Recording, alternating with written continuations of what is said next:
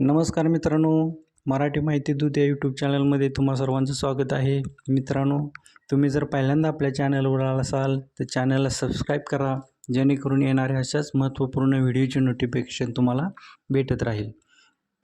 लाडक्या बहिणींची आतुरता आता संपलेली आहे. फेब्रुवारीचा 8वा हप्ता आजपासून लाडक्या बहिणींच्या खात्यावरती जमा होण्यास सुरुवात झालेली आहे. परंतु आजच्या आज सर्व लाडक्या बहिणींच्या खात्यावरती पैसे जमा होणार नाहीत.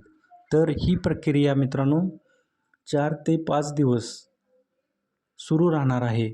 DBTच्या मार्फत त्यांच्या खात्यावरती 1500 रुपये फेब्रुवारीचा हप्ता हा जमा होणार आहे. मित्रांनो, सर्व लाडक्या बहिणींना आशा होती की फेब्रुवारीचा 2100 रुपयेप्रमाणे हप्ता जमा होईल, परंतु बजेटमध्ये तरतूद अजून न झाल्यामुळे 1500 रुपयेप्रमाणेच त्यांच्या खात्यावरती पैसे जमा होणार आहेत.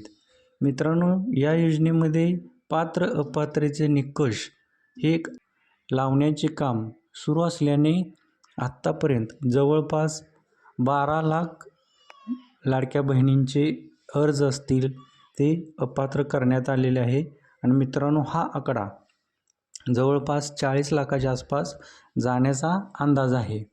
तर या योजनेमध्ये पात्र असलेल्या सर्व लाडक्या बहिणींच्या खात्यावरती पैसे हे जमा होणार आहेत. या योजनेमध्ये लावलेल्या निकषानुसारच सर्व पडताळणी प्रक्रिया पूर्ण होणार आहे. आतापर्यंत बऱ्याच जिल्ह्यामध्ये ही पडताळणी सुरू झालेली असून राहिलेल्या सर्व जिल्ह्यामध्ये येणाऱ्या 1 महिन्यापर्यंत सर्व लाडक्या बहिणींच्या अर्जांची पडताळणी ही जवळपास पूर्ण होईल व पात्र असलेल्याच लाडक्या बहिणींना इथून पुढे या योजनेचा लाभ सुरू राहील.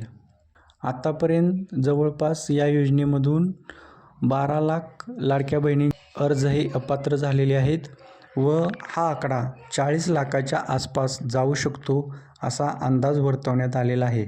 या योजनेमध्ये सर्वात महत्त्वाचा भाग म्हणजे इथून पुढे दरवर्षी आधार KYC ही लाडक्या बहिणींना करणे बंधनकारक होणार आहे. तसेच सर्वात महत्त्वाचं म्हणजे मित्रांनो, लाडक्या बहिणींच्या खात्याला आधार लिंक असणे गरजेचे आहे.